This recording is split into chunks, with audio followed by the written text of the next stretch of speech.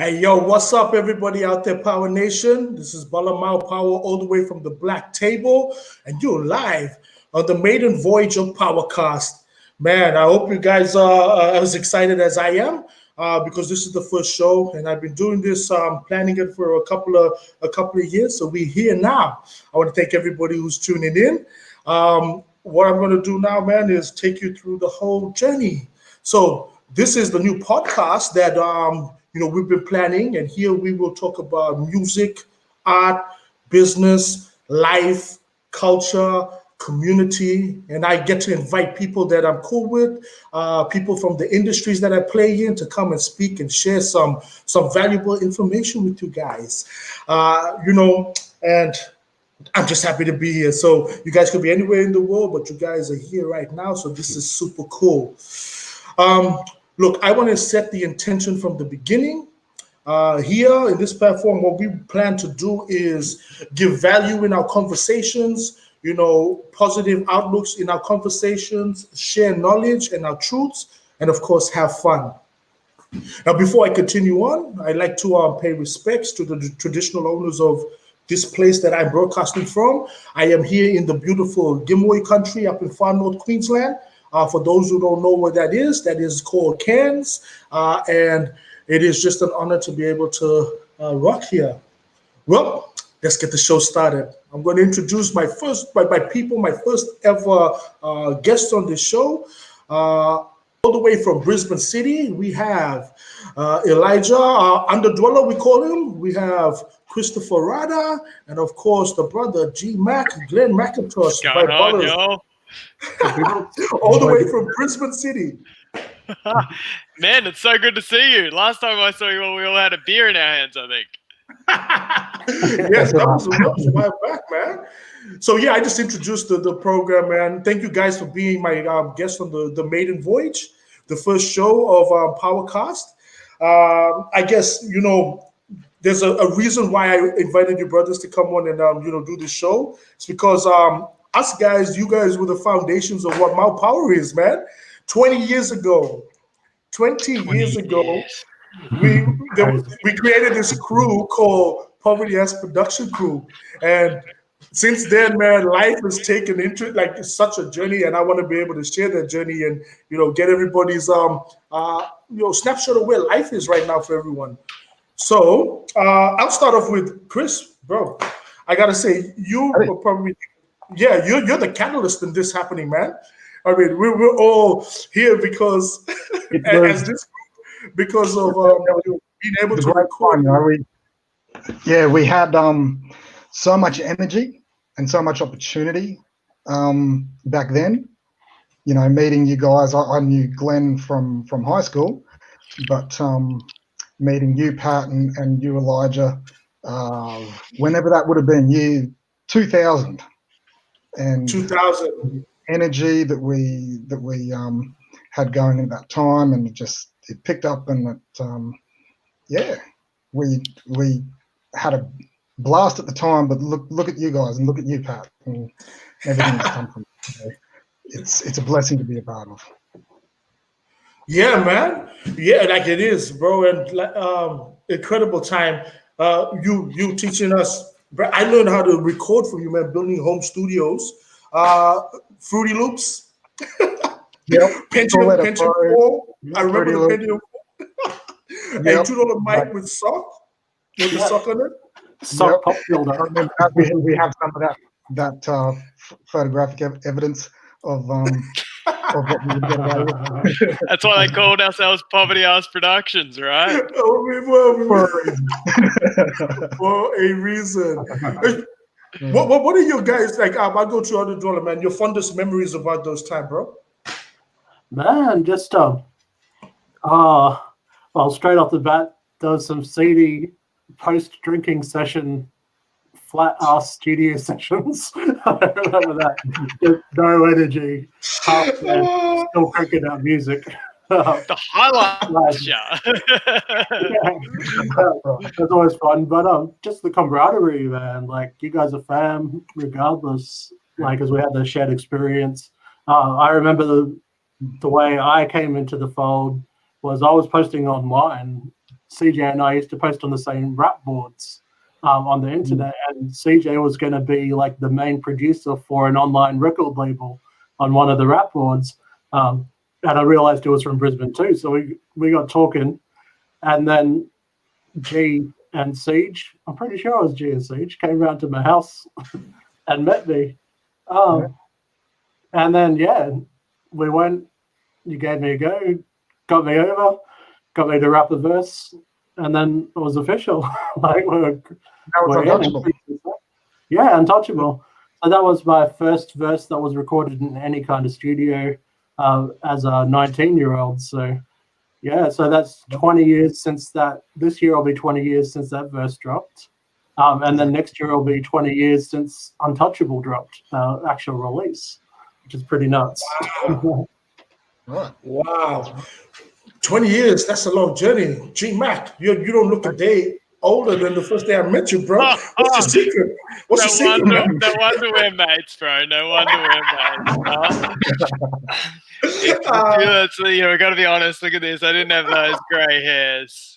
You rock them well, bro. You rock them well. Thank you, bro. You're a bottle grey, aren't you? Hey? Aren't you a bottle grey? A bottle grey? No, bro. People say that. They say, do you like dye your hair that way? I'm like, why would I dye my hair grey, guys? Wisdom. So, my brother, what was the experience like for you, man, when us connecting and because that was some fun times, Glenn? Oh, man, such fun times, bro. Like you said, CJ for me is the one that like originated and put everything together, and CJ introduced me to producing music, lyricism, and really a passion for hip hop music. And I think that we were having a lot of fun. I remember, having those loops stuck in your head all day, and you just be hearing that same beat over and over again. You go to sleep with that beat still playing, even when it's not playing. And then when you guys came along and started putting it together, it just had this really special energy. And man, for me, I think that, probably all of you guys have taken definitely you've all taken hip hop in a further direction. And for me, I think I just loved being a part of the creative process with you guys.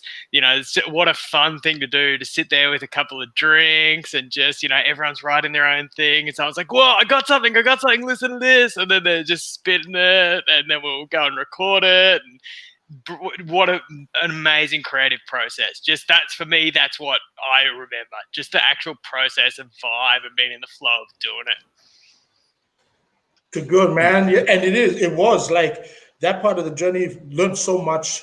I remember coming down from Toowoomba just to sleep at CJ's place, just recording so we could have fun over the weekend. And I remember the first show. How was that? The first show? You guys remember the first show? Sorry? Casablanca. I think it was Yoni, wasn't it, that set that up? Brother Yoni, if he's out there, man, shout out. Casablanca. Yeah. And then we went up to Toowoomba and did a show up at the University of Toowoomba. Yeah. That was a fun night. That was hilarious. What was your car, CJ? What was the car that you had? The old Hatsu Charade. My charade wasn't built for a combined weight of about 500 kilos. But it was fun times, man. Untouchables. That project came out, man. That was it was something special. I remember going back to the islands and everybody was bumping the CDs when I went back up there. They knew we were rapping, and I can't remember how that project came about. What was I think that was the first song we collaborated on, right? Yeah, well, as I recall, Hannah Peach. Yep. We met, you and I met at her place. I remember. And I think we were just exchanging some verses, you and I. I hadn't met Elijah in person at that stage. And we exchanged some bars, you and I, and then the next morning we woke up. I can remember us stumbling out of there trying to organise a lift at about lunchtime. And we then came back to my place, to my parents' place, and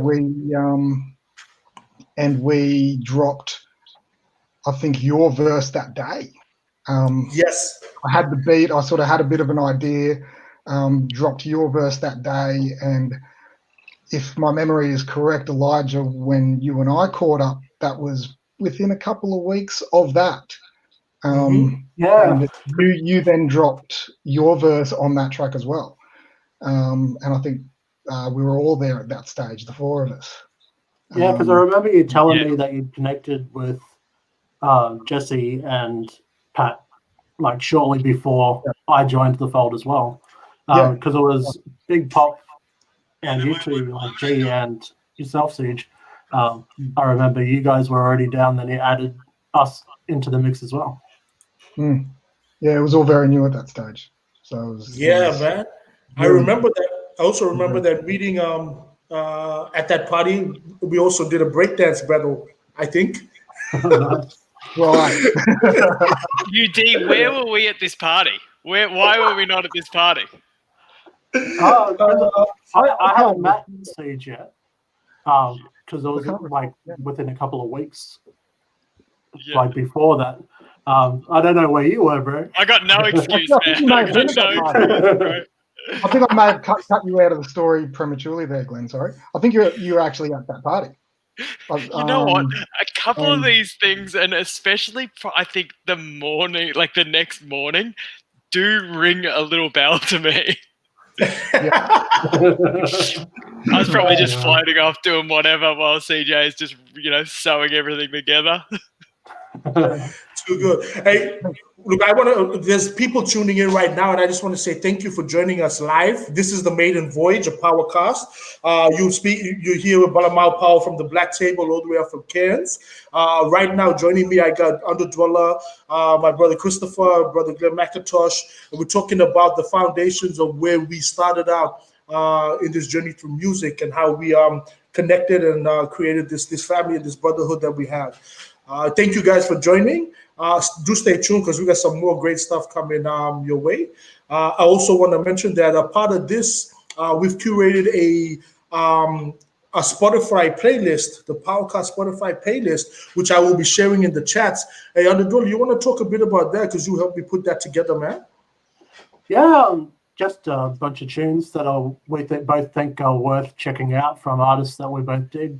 Primarily, we ended up kind of unintentionally with a large representation of mob. We always want mob involved, but yeah, just the first one we just ended up very heavily mob, which is always a good thing because there's lots of great artists right now that happen to be mob, so ain't no harm in that. Yeah, man, there is a lot of great artists out there right now. I'm just so excited where the music is going and how much opportunity it's out there for independent artists. So hopefully through this link, which I'm sharing right now, guys. And thank you, Karen, for the comment. Also for watching and tuning in. Please, people, if you've got more comments and questions, now's the time to ask. We're live. But yeah, check out the Spotify list because this is Vibing Out Fridays here at PowerCast. I hope you guys like it because we're going to be vibing out to this for the rest of the evening. Very cool. Cool. Now, I just wanted to go, while we're on the topic of music, look at me getting relaxed. I'm just in the zone. It's like we're at home. I love this live streaming stuff, man. And, it's so great we can catch up. UD, while we're on music, bro, you got some unreleased music that you just dropped. Well, I guess that would make it no longer unreleased. I know. But I just put together a little kind of retrospective kind of. I honestly don't really know what to call it. It's a collection of tracks that starts off with where my musical journey, very early as a recording artist, where my musical journey started with these lads right here. So it kicks off with the 19-year-old me on Untouchable with the Boys, and it goes through. There's a couple of it's got Friends from PA as well, which was not really a released track. It was kind of on the internet at the time, and also what's that one I put on? Yeah, I also threw in Vortex of War, which was going to be a maupower track from memory, and ended up morphing into a PA track, and it's CJ's remix because it wasn't the original beat that Pat did. Yeah. So the CJ mix of Vortex of War, which I think that still goes all right. Okay. So it starts with PA, goes through. After PA, I went solo because I just continued on the musical trail and ended up in Offensive Linesman, a duo with another Prizzy rapper. He's not really active anymore, but did good plague. And we did Offensive Linesman together. So there's a few Offensive Linesman cuts in there. And then he was a good rapper, man. Solo. Yeah, and I think I really like his flow. Yeah, I think we kind of helped each other grow in a way. I agree, man. Because he was more aggressive than mine, but I also helped him because I was a bit more of the complex writer. So over time, I think we increasingly were meeting each other in the middle, and it helped both of us that experience, which, like, it's all evolution. So the tracks on that release only span 2000 to 2009 when I was going through was the actual latest one that's featured. So it was good to get to kind of dig out some of those dusty tracks and put them out there in some kind of way or form, and seems people are enjoying it, so I appreciate that. Yeah, man, you stuff's been playing like overseas and stuff, man. We had we have all those discussions about checking out where it's being spin, where it's getting some love. And yeah, so what's the process you go through when you write and record? Do you actually think about where you're going to put it out, or is it just an organic progression? Yeah, it depends. Like, a lot of my stuff is just music for the sake of music, not necessarily towards any kind of release. That's why I could almost be quite happily just dropping 16s to jack beats for the rest of my life, in that kind of way. But, well, 20 years since the Untouchable verse was recorded, I kind of feel like I need to work towards some form of actual debut sometime soon, kind of thing. So my mixtape, which it'll be 10 years old in November, was the largest amount of solo material released.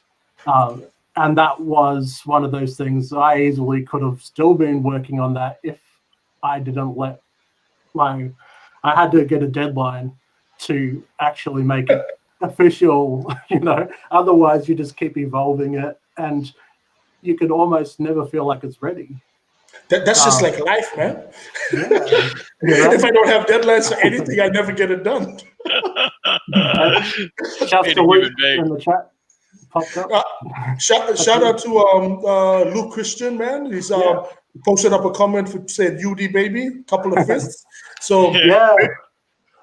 So maybe if you could you share the Spotify link of your where they can check out your track, and as you can see at the top right corner, there's the cover. Yeah, so I'll just drop the main platforms in there for you. Sweet. I can actually. I'm interested. So we're talking about the music and the process, but now you're playing. You're in the space of telecommunications, bro. Yeah, that transition. Tell me. Yeah, so I've got the munchkins, got a little tribe happening, 4 kids at home. So you got to go and handle your business and make sure that they're good. So yeah. So like one of those things, like, it's funny the different stages in life. Like, you go through that stage where if you've got under $100 or $200 in your bank account at any time, you feel broke. Or if you don't have $50 in your wallet at any given time, you feel like you're failing and you should have money. I know these days, very rarely do I have a cent in my pocket, but the rent's paid, the power's on, there's food in the fridge, everything is good. We're doing good, So that doesn't come into play. I don't need that instant currency because everything is covered already. So as long as that's the case, I'm good, But yeah, I think I kind of lost track of what I was going to answer. No, you were just talking about work, Jar, and Yeah. Yeah, that's It's like I knocked up at 5 already. Why am I talking about work? I clocked off. It's like it's Friday, people. Oh, like so, yeah. I leached my soul in bulk to one of the country's larger telecommunications companies. Yeah. So that's up my alley. I've always been interested in technology anyway. And, you know, the internet was such a game changer. So I actually am in the area of business NBN primarily. So business customers Nice. with NBN connections. And because I like to know shit in general. So, yeah, you know, I'm coming up on the 10-year mark there and I still learn all the time. So it keeps me happy in the role, you know. And hey, how are you going to be in a telecommunications or technology field if you can't keep learning? You know, you're going to have to, otherwise you're going to have old skills and it's not going to apply. Yeah. Interesting, bro, because you were always ahead of the game, man. I remember you were blogging and doing stuff for us as the crew. You introduced me to MySpace. Remember that thing, MySpace? Yeah, man. Until a couple of years ago, I haven't had it for a little while, not for probably 4 or 5 years, but I used to meet people at gigs and they'd be like, hey, I had you on MySpace. Because I was on the hustle hard. I managed to get over 1 million plays on MySpace. Wow. I was putting in mad work. The funny thing, like, I was, before social media was a platform, on like, there was like FacePic and Face Party, which I always thought sounded a bit like a porn site. You know? But they were like just, you know, these kind of meetup sites that weren't Tinder, you know, not that kind of meetup, but it was to be friends online. And I used to spam my music to people on these sites before social media. So I'd send them like a message saying, hey, how you doing? Hope you don't mind the friend request. Oh, by the way, here's a link. You know? Jay, you're an OG social media hustler. You were social I know, media right? hustling before they had social media. Yeah, before social media was a term, I was on those fucking sites doing that shit. So when MySpace came out, I'm like, fuck, I know how to do this. But my biggest pain was a friend request limit each day. So yeah, like, I'm interested in that shit anyway. Like, Pat and I, every time we talk, like, we fucking break down game. Like, we're talking about Twitch and stuff and how that's a direction. And I just I go and research this shit just because I want to know about it. What is that, Elijah? Twitch. Yeah, that's another live streaming platform. I think it was primarily blew up off gamers streaming, playing games. But it's a bit of everything. Like, there's, I follow this dude, Dapper the Rapper, who freestyles and just talks shit. Like, and he's got a good personality and he can spit his ass off. So it's like, yeah, I'll follow you. I'll happily tune in every now and then. Yeah, and he's dope, man. Like, and there's like every week one of the channels has production battles. So producers send in beats and they'll win like $100 or $200 if they take out the battle on the night. And then every weekend there's a higher ranking one. So during the week it might be 100, 200. On the weekend it might be $500. So imagine that if you're like just coming up now trying to produce, that shit's gonna like reinforce. Oh man, I don't know what happened. Holy shit! Hey, apologies to all those Matrix. I said I was gonna mess up. I mean, this is the Maiden Voyage. It's live. Anything can happen. Sorry about cutting you off, bro. That's no good. But like that kind of stuff, like rap boards, as a young fella trying to get involved in rap was such a big thing. But these guys are doing a video and winning money and all sorts of shit that'll just reinforce and bring out that competition and that want to improve quicker. So I think those guys will just keep evolving because of these kind of platforms. And it's just a streaming video. You can stream whatever the fuck you want at the end of the day, obviously within guidelines, you know.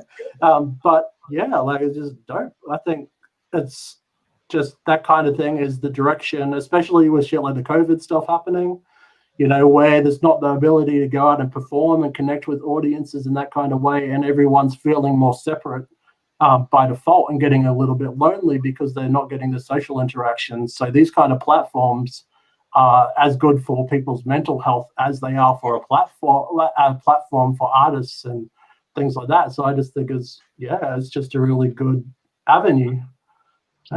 Yeah, man. We're gonna dive a bit more into Twitch here, man. I've been it's crossed my path a few times. I know, as you've been talking to me about it.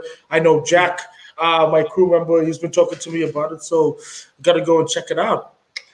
Now, we're still in the space of technology and the Internet of Things. I will go over to my brother Chris. Chris, man, you're transitioning into the world of what you do. How was that journey? Because you were always in that space as well, right? Coming through that whole journey, and well, when we were doing music, you were over the side of IT, and now we had a discussion a few nights back about the space of where the advancement of technology is and the Internet of Things. I want to get your insight on that stuff, man. Well, I am learning about the Internet of Things. So I've been in and out of the coding space for a long time. And so I'm on a journey at the moment learning about IoT communications. So we're talking low levels, streaming data, lots of data, running on small devices, less resources to sort of keep them running. So we're talking devices like sensors, RFID scanners, GPS sensors. It could be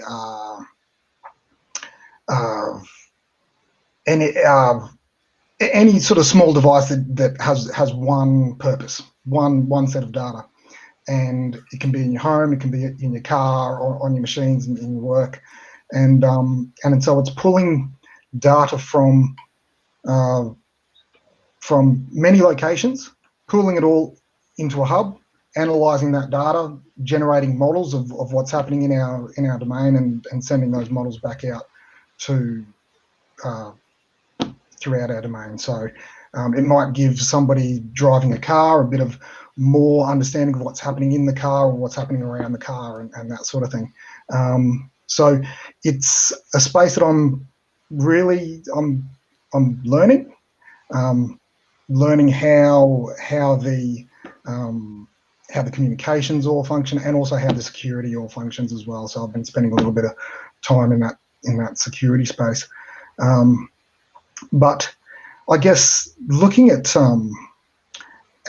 technology and the way that has changed our creative industries, what you were talking about before, Jar, how easily and quickly people can do, like we were saying, more with less, do things so much quicker, get so much more exposure. It's at your fingertips, isn't it? We were able to do, exactly. And so people no longer need to really know how to operate an expensive camera or an expensive microphone, or to do to master a track the way that we sort of used to have to be able to do. People have able to pick it up and run with things so much quicker. And I guess Pat and Elijah, you guys would be really seeing so much of that in the space, in the creative space at the moment. It's I guess it's been happening all along. We had that with Fruity Loops and with Cool Edit Pro and what we were doing with Untouchable and at that time. But absolutely, now it's just growing so much quicker for our creative people. I think even for industries in general, I mean, just the whole conversation is talking about like what Ja was speaking about, and what you just shared, Chris, is that it makes it so accessible for anybody to be able to have access to a lot of avenues that were currently limited. And this is a great space to be in. And what COVID has done is allow people to explore that a bit more. I mean, if you're looking at the positives of it, we're doing this from multiple locations, broadcasting to all the people tuning in, sharing value and information, but also just kicking it. all in real time. Like that's that. 20 years ago, and this conversation would never happen like this. No way, huh? And look at look at production. What you were saying before, Elijah, about our production battles and this sort of thing. The power that is in the hands of anybody who wants to get into that space and being able to test your skills and get real-time feedback with some pretty decent tools out there. Like what we're going to see coming is some fantastic artists and some great music and creativity that it will spur and inspire. Man, yeah, I can't wait to see, like, diving into this this world of technology and coming out now where, like, my whole week was spent on communications and meetings and seminars through and webinars, online. So it just kind of changed the landscape. Like currently right now, I'm recording an album in Cairns virtually in the studio in Melbourne. So it's amazing, man. The things that can be achieved. So it's going to be a great space. And I guess people who are, I want to encourage the people who are following this or who will watch this to actually explore that space, because this is the new tools that can leverage the future. And that's why I was so excited and keen to get on here and do this with you guys. Definitely. Yeah, man, because it's like you think that, you guys have all been talking about the tools and the technology just being so much more advanced. There's so many things that you could do that we couldn't do when we were starting rapping. But now you've also, not only have you had that, you have had the proof that there are people out there who are just, like, they haven't seen a studio. Like, they've just done everything at home, and they are proper artists, like they're changing what needs to be done in order to be a recording artist. It doesn't necessarily have to be that linear, start off at home, build your equipment, go into a studio. That's not necessarily the path that has to be for people these days. Yeah, even performance. Like, you could have a big rapper or musician in any field that has never actually done a live performance. Which is crazy, right? Yeah, like, Sorry, don't jump. No, I was just going to say whether that's a good thing or bad thing. I was like going to say, what do we think about that? I mean, that's interesting because I just watched the Versus battle with Snoop and DMX.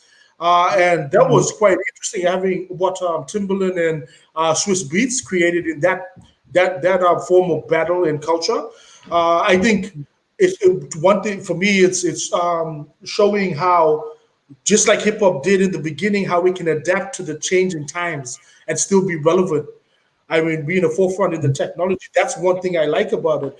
The flip side to that is I love live experiences and live music. So if we take away from, there has to be a balance in my world of the access to be able to watch live performances as well as experience virtual performances. However, I understand the tools being a leverage point for artists. So it's kind of to me, it's what the individual prefers. I don't know. What do you guys think? I agree. Creativity is an very individual thing, and we're seeing avenues that wouldn't have necessarily been respected or even sort of tried in the past through social media, using social media to engage with people. That opens up so many more opportunities for people who wouldn't have otherwise followed that path that we're meant to follow, or that we were previously meant to follow. Yes. So I agree. Yeah, I think. John. I think it's good and bad, but I think the smart artists will not go completely one side or the other anyway, because to me they both complement. Like, we live a busier lifestyle than ever before, so we have less time or less energy or less money, whatever it is that stops you from getting to a show. If that's the deal breaker, then you can tune in online, you can check out the stuff. It doesn't mean you can't experience it anymore. But that's one of the core things. Obviously, as an artist, it's not about performing, but giving an experience. You know, giving a feeling, and that's like, I don't think digital platforms can quite emulate that. You know, the energy in a room and the energy of a crowd that boosts the performer and makes the performer give more to the crowd. That energy cipher that goes back and forwards. You can't really do that as much on an internet space, but that doesn't mean it can't be intimate in a different way. Like even this kind of thing, you know, us with a few viewers, we can keep up we can like acknowledge comments. We can, like, the audience can participate more. And I think one of the really good things is what I talk to you a lot about, Pat, is the ability to see behind the scenes of artists due to the internet. Yes. So, you know, life to life stuff that it's the breaking down of icons, almost like no longer just untouchable celebrities. You can, like, you see them interacting with their wife or kids or whatever it is, and it makes them much more human. So I think that almost is a way to counteract at the same time the live angle. If there's no live angle, then you still can connect and bond with someone through seeing their insight. And I guess that's the equalizer there. But I don't think there's a right or wrong. And as I said, I think smart artists will do both sides. It's a prefer. Sorry, before I go to you, Glenn, I just want to acknowledge all the people who are tuning in. If you have questions, please throw it in there and ask us anything on this topic. Chime in. Thank you, Martin, for your comment. He's a Justin Bieber fan, and I know Martin well. He rocks around with that. So, do ask questions, and we'll answer what our thoughts are from our respective industries. Glenn, the same question, man. Oh man, I was just gonna say, like, I agree. I think I agree with all of you guys that it's, you know, there's many variations of music, and even the one genre of music that we're all mainly into, hip hop music, as there are grains in the sand, and it's going to evolve and it's going to change. I got to say, from my perspective, live music is part of the heart of this type of music, and probably any music. So for me, I think that, you know, we have all of us have heard tracks without hearing the artist, and they're just, you can feel that, you know, a pre-recorded track, and you're like, yeah, and you vibe with your friends. But to me, there's nothing like going to a gig and witnessing that. You know, there's only one time that gig is going to happen, and that artist is going to say that, or they're going to, you know, say, you know, deliver this, you know, in a different key, or they're just going to, like, forget their lines, or, you know, there's going to be a pretty girl there, or a big fist fight, or, you know, anything that's like, that's the reason why you go. That's the reason why you go against the fist fights of the girls.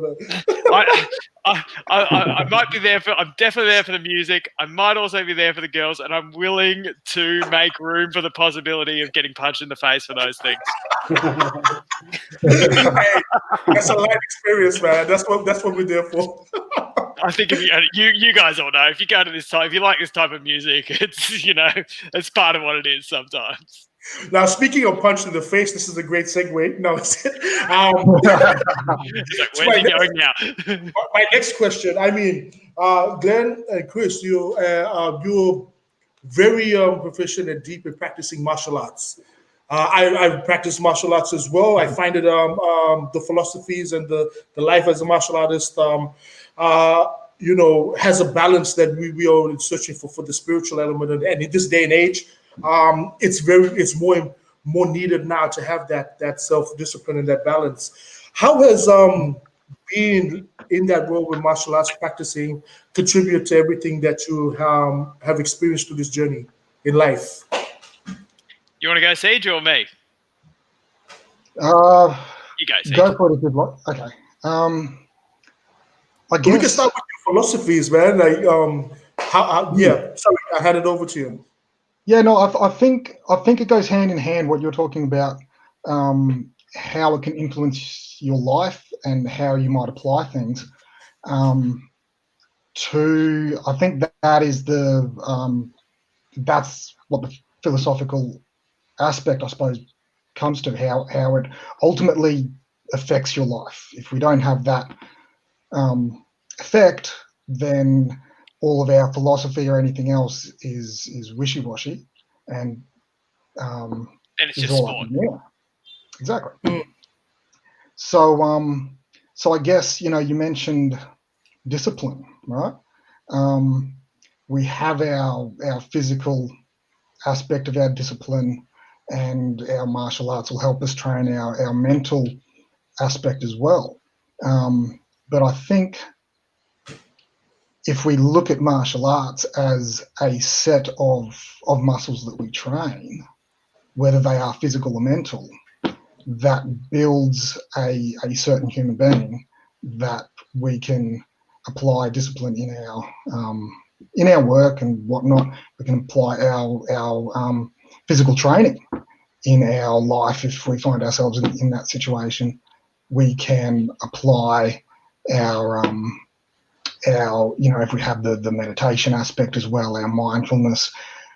In martial arts, we can be aware and prepared for what's going on around us, but that training can also help us to see, and Glenn, touching into the space that you are obviously an expert in, the psychological aspect of we can be aware of what's going on around us, but that training helps us also then to be aware of what's going on within us, and all of those skills are, as much as they're practical, I think that's what the philosophical is about. It's quite rooted in that component, training muscles and using them in life.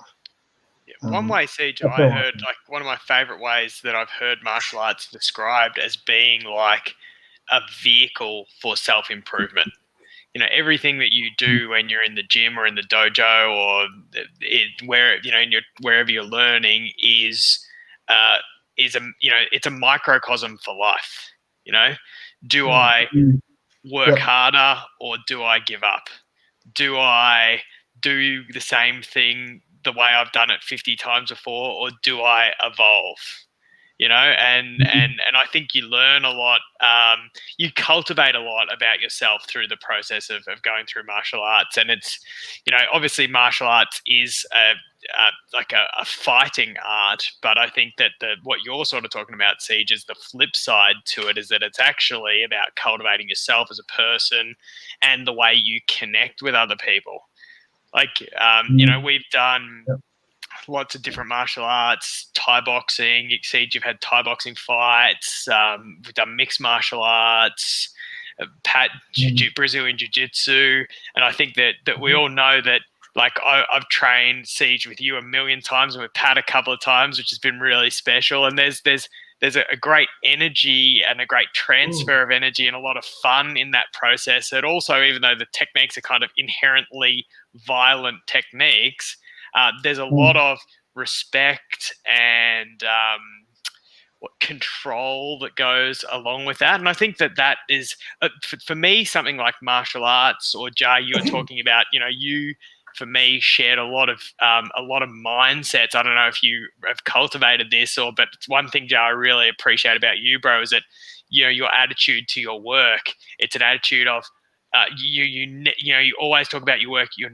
I've never heard you complain about your work, even though I'm sure it's like all works have its problems. You never complain. So there's a discipline around that. You have an appreciation for what it gives your family, and you're always learning and growing. And I think that attitude in life has probably applied to your work, but that attitude in work, and I think for me it's the same if it's work or if it's martial arts training or if it's music, that attitude that you take into that practice just permeates throughout your whole life. So for me, there's like almost no difference between any of those things. And it's interesting that Miyamoto Musashi said, the greatest swordsman that ever lived, said, if you want to learn the sword, study the guitar. Wow. Yeah. That's dope. That is some gems right there. And Jack, thank you for that question. I hope that was answered there. Glenn just listed a few of the martial arts that we've studied collectively between us. And so deep, bro. Thank you both very much for that, sharing that. I'm sure our listeners and the people listening, tuning in right now would take a lot of value out of that. And man, you articulated it so well, man. You shared that perspective, and I'm sitting there like, wow, this guy is like, thanks, man. It's a hard to modern-day articulate. philosopher. Like, and CJ and I, like CJ started training in the same week as I started training as 14-year-olds. Wow. Wow. 2 days later, Wow. yeah. And we're definitely, there's CJ. I reckon I can probably speak for both of us. Is that there's no doubt that it is absolutely shaped who we are today. Without it, we would be different people. Absolutely, absolutely. You mentioned all of the qualities that we can bring into our life, and the way that has permeated. But Pat, you found the same in your comments, Elijah. Yeah, it becomes who you are, and yeah, that sort of influences your life in ways that you don't know. So yeah. Awesome, man. That's deep. And yeah, thank you for sharing that. While we're in that space there, how I think it was a great segue that CJ introduced that, Glenn, you're in the world of the psychology of things, man. And that's your profession. So you went from us starting out in your journey to this new world, and you're kind of one of the leaders in your field, man. Like I remember when we first started discussing, there were things that you were talking about, which I'll let you unpack here on this platform, about your field in psychology. Can you give us an overview of that and all the people listening in? Because we're going to dive into it, man. I find it fascinating. Yeah, man. And it's actually a perfect segue because I wanted to be I can't believe I'm here. This psychologist who's so passionate. My areas are the psychology of food, physical activity, weight management, and body image. And if you had have said to me 20 years ago, when we all got together, this is what I'd be doing, I'd be like, what? Do they even have people who do this? But I actually got into it in a kind of a roundabout way through the martial arts training because I wanted to be a full-time martial arts teacher. And my mum, who's a really smart and strong woman, said to me, she's like, Glenn, you know what? She's like, you're pretty smart. You're not dumb. She's like, why don't you, do a bit of study just in case that, doesn't, but it's not a thing for you. And I was like, yeah, okay. So I decided to do it. Wasn't really that keen. And I thought, what's something I'm interested in? So I ended up studying sport and exercise psychology because I'm like, I wanted to understand the relationship between martial arts and fighting sports and how it affected your mindset. And I did a bit of research into that, and that was interesting. And then, the degree was sport and exercise psychology. And I found I'm not a big sports person. I love my martial arts, but I don't really care about chopping a millisecond off Ian Thorpe's swim time or, that stuff didn't get me. So I gravitated towards this exercise psychology and just the everyday people. We all have to move. We all move our bodies, but so many of us have different attitudes to it. Some people, they live for it. Other people, it's like the biggest punishment in the world. And, what's that all about? And then I just happened to have this mentor who was right into the psychology of eating. He'd changed his life and his health through becoming a health psychologist. And he mentored me in the psychology of food. And for me, this area of applying mindset to eating, exercise, weight, and body image, it's like this really amazing puzzle for me. I found the sports psychology was it was really it was fun, but it didn't hold that much meaning. And I think, of course, when we think of psychology, we often think of clinical psychologists working with clinical depression and personality disorders and anxiety and those things. And I think that's, as we all know, it's so meaningful. But for me, working in that every day, that was really hard. So for me, working with people, I think that the weight management space is in between. It's meaty enough that it's really we're changing people's lives, but it's kind of light enough that it's actually just a kind of a nice conversation to have. I just get to sit in a room with people all day and figure out how to become healthier. And it's kind of we get some tears and there are some hard points, but it's generally fun for both of us. So that's kind of why I love it. But I really did, man, just fall into it. Man, amazing. And some of the things that you go through, because we're going to go into the next part of what you've been doing in that space with your book. You're an author, a published author now. But we diving into that first. Where can people get more information about what you do? Yeah, I mean, they can go to my website, which is just my name. It's like www.glenmackintosh.com. I also have another website, which is weightmanagementpsychology.com.au, the longest website in the world. And then we've got heaps of free. I do a podcast, and that podcast has got some experts on intuitive eating, body positivity, exercise for size diverse people. I've got, I think, 51 videos on my YouTube channel there, and I write a blog called 52 Thoughts for the Chronic Dieter, where I share ways to break yourself out of the yo-yo dieting and develop a really good relationship with food, physical activity, and your weight and your body image. So we had a discussion, and thanks for sharing that. We'll put it into the comments a bit later if we can. But we had a discussion a couple of nights ago about the challenges that you face on this journey within that space, because it's a mindset space. Can we go into can you highlight some of the challenges that you have faced personally with this in this arena? Man. It's an interesting one because it's certainly very challenging. It's challenging all the time. Like, if I'm real with you, I've had a hugely challenging day today. Just because what we find is that when most people want to lose weight, when most people think about getting fitter, becoming healthier, the first thing they look at is weight loss.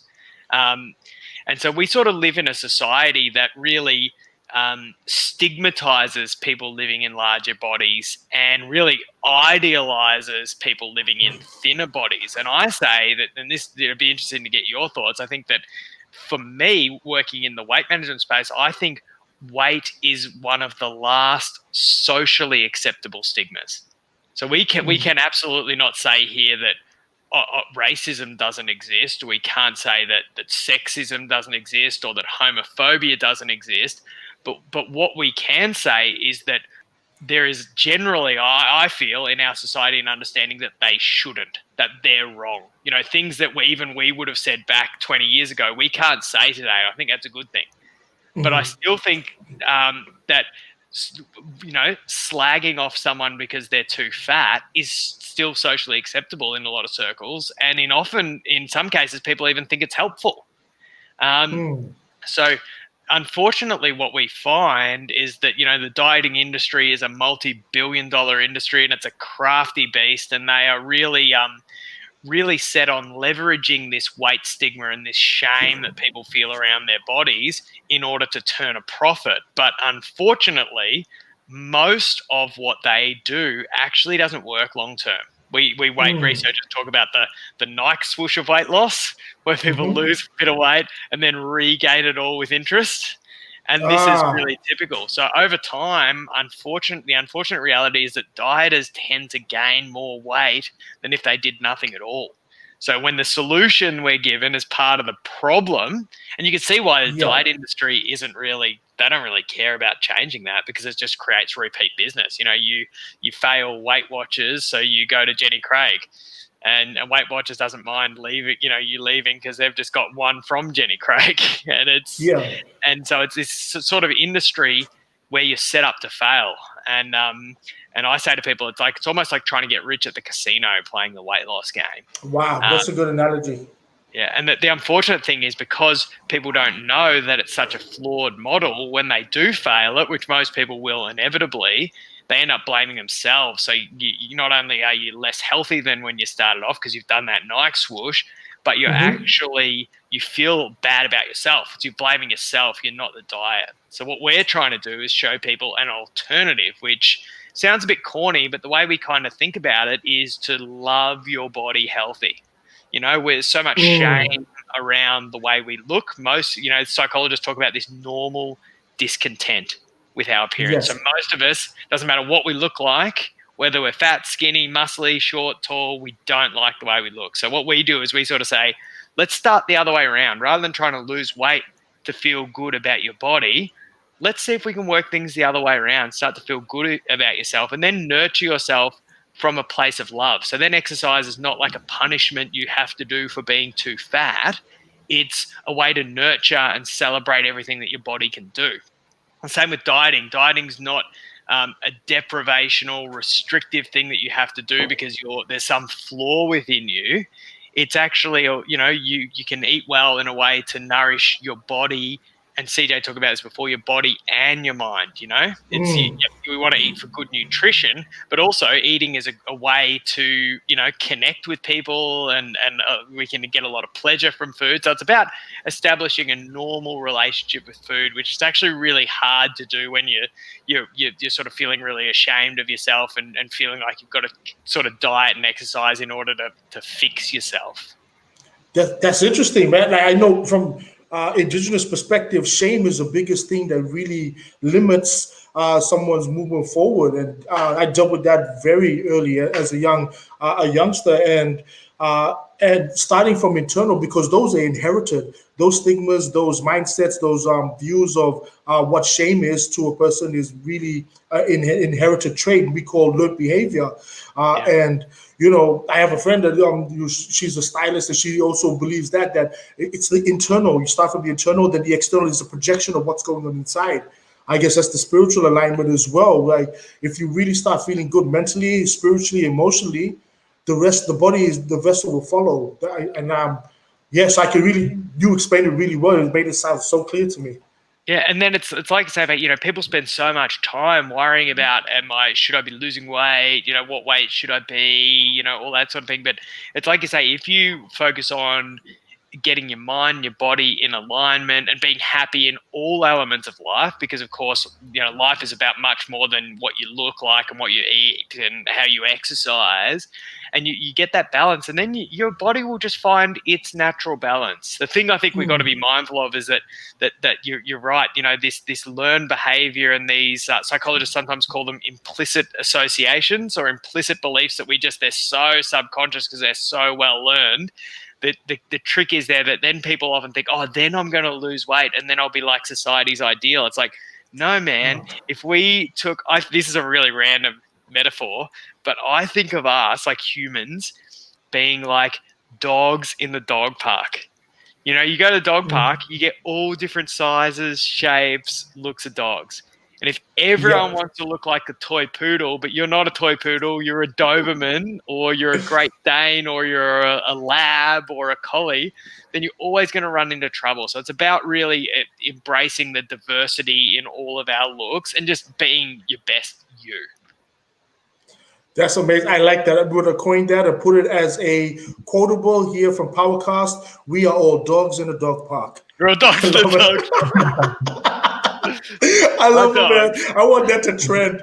No, thank you for that insight. Dude, like I said at the beginning to everybody who's following, thank you for following and joining us. We're about bringing value and giving value back to the people. And the brother Glenn has done something special for the Maiden Voyage.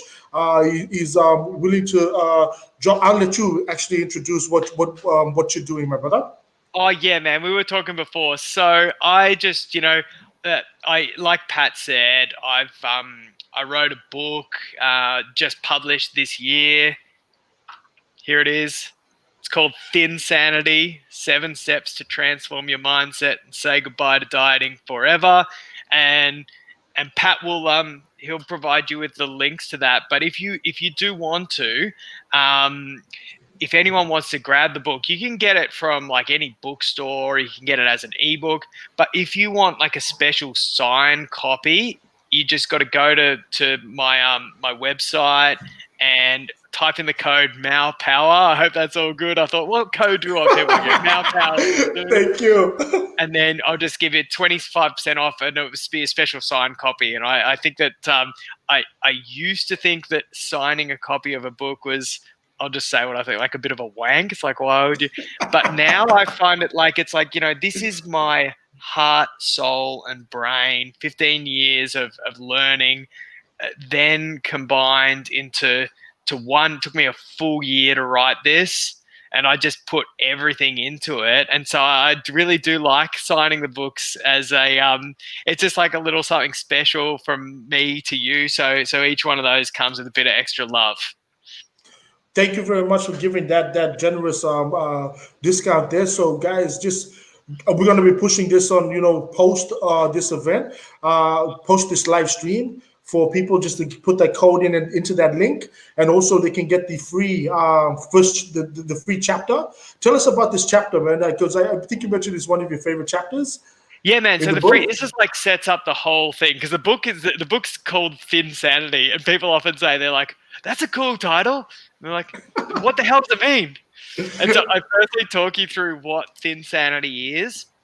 But the real cool things in the ebook are I share with you the 6 secrets from my most successful clients. And this is not just my eating, exercise, weight, body image clients. It's like, if you want to create a change in your life, with your health or your weight, your body image, your eating, your exercise, but if you want to create any change in your life, whether you want to become less aggressive, or whether you want to stop smoking, or whether you want to get a promotion, whatever you're working on, I sort of share the 6 characteristics of people who do really well with making personal changes.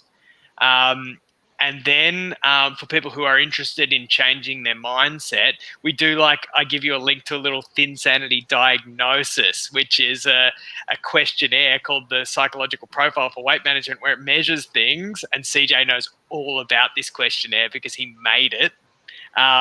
It measures your emotional eating, your body image, your attitude to food, your attitude to exercise. And due to CJ's wizardry, you can just put it in. It's all these like wonderful tests that I've been working with academics all over the world to get in this one resource. It takes about 20 minutes. And then through some magical CJ magic, you get like a report. And it gives you, like, you can see where you are with all those things. It's like a free PDF report. So it's a really cool thing, and that's all in the ebook. Sweet. Now, for people out there, we're just saying CJ is a wizard. That's why you can hear our terminology is just CJ's magic. CJ's magic. He just put up a little bit of CJ magic. That's amazing, bro. And look, thank you for sharing that. I wanted to get into that book and dive into that industry as well, because I think there's a lot to be learned about your experience in that industry. It's probably not going to be something that we can touch on right now, but are you guys open to coming back and having a chat at another time of this program? Yeah, bro. Sweet. We want to make it a weekly gathering here, 7:30 every Friday, vibing out. Those links to Glenn's book is in the description, and I'll be posting it in the maupower page. Thank you for everybody who has been putting the comments.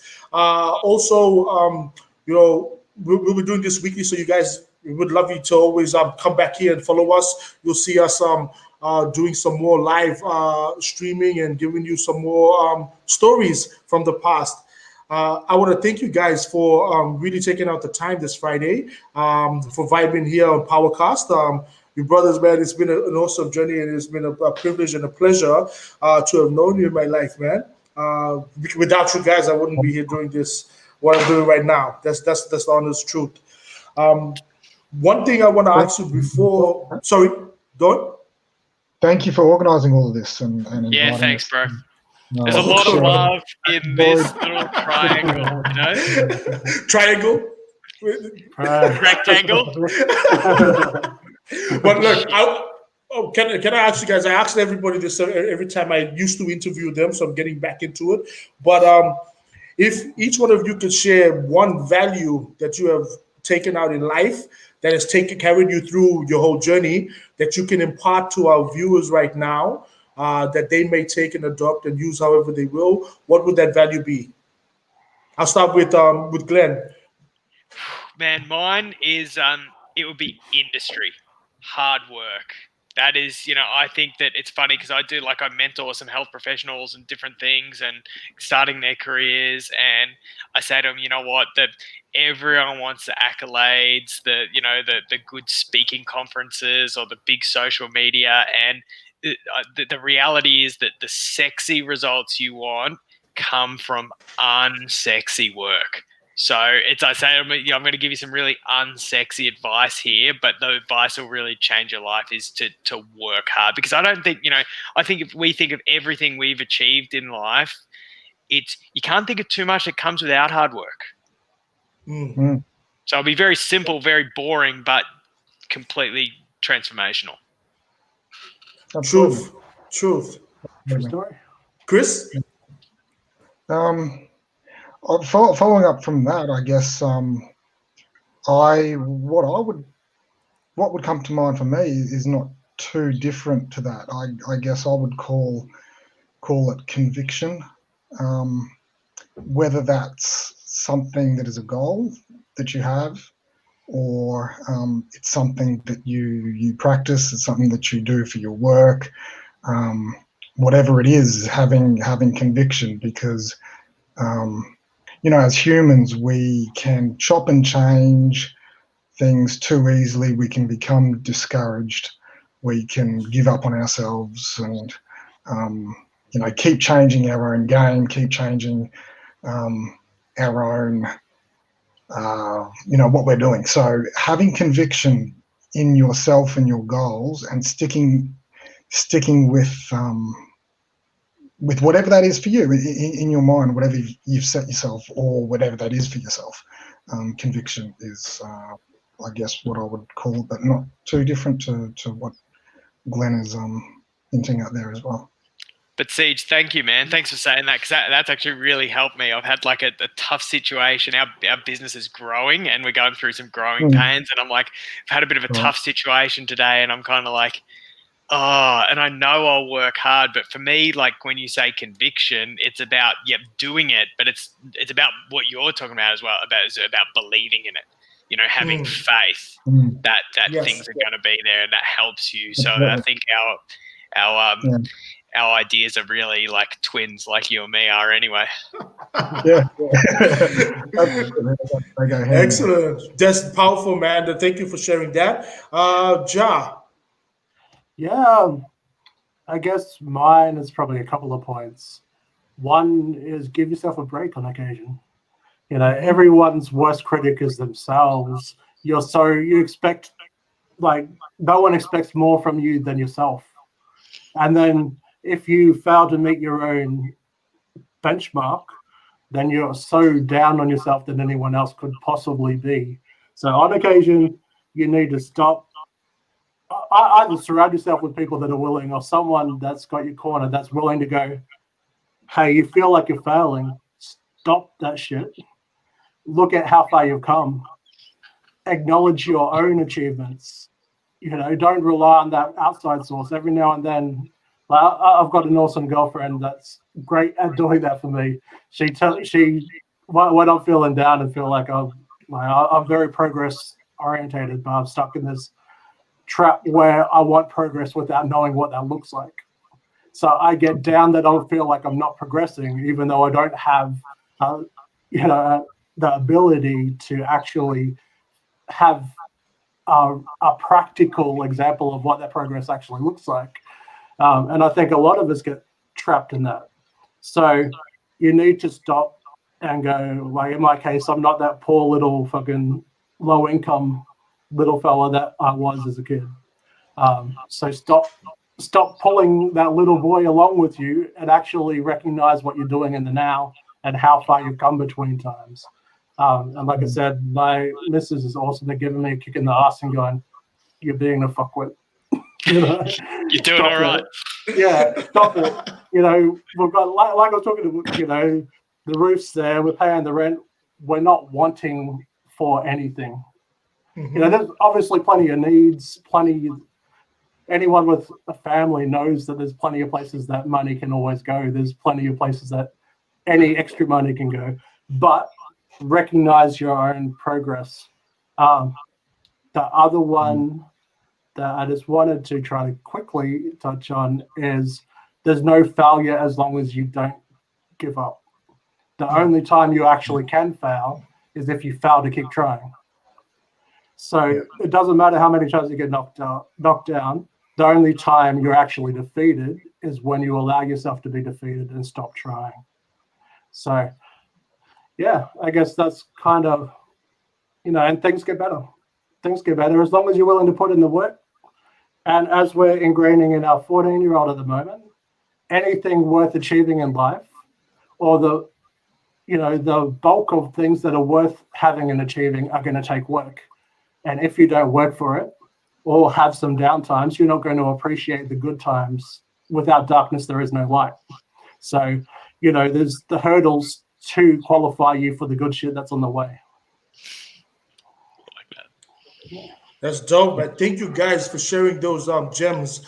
I'm sure the people will be taking that away. I definitely did. I really, really appreciated this conversation. I want to say thank you, Brent, for posting, and everybody else, Jack, Marty, and everyone else, Karen, who has posted and asked questions. Please continue the conversation on this. I would love to hear your feedback. I'll read your feedback on what you thought about this this episode and also this program. I just want to let you brothers know that we've been broadcasted and tuned in from all the way down as far as Victoria up to the tip of the Torres Straits. So people have been watching. I really appreciate it of the support and people tuning in. So let's keep sharing this because we want to be able to spread this value to as much people as possible. Thank you, man. The ship has sailed. This is the maiden voyage. We are now officially launched. I'm going to celebrate. Guys out there tuning in, if you want to celebrate with us, we put together the Powercast Spotify playlist for the month of August. Tunes that we like in there. Me and Job curated that. Go grab a Cody, chill out, enjoy the Friday evening, and just vibe out on the tunes and just think about what we just discussed here. But just rock and have a great weekend. Any last words you guys want to say before I take this one out? Yeah, cheers for having us, man. I think that this is a special group of people, and it's just special to get together and kick it, and hopefully some people out there feel some of the specialness that I know we feel. And ladies, if you've got one of those wannabe rapper boyfriends, look, there's some hope. We can be functioning adults as well. No. Hey, there's some hope. Some of those rappers can go get a job. After dropping all those gems, you ended with that, Jack. Thanks, Jack. I want to say thanks, Jack. Jack just dropped and said, "Great show, guys." You know what? A few hiccups, but who cares? We're going to keep it real and organic. So I want to do something different and take this out with a video. So I might mess up on this. Forgive me if I do. I'll correct it. But this video I'm going to add it to the stream, if you can see, is none other than UD with his track, UD Baby. Let's see how this rolls. Nod your head if you can hear this.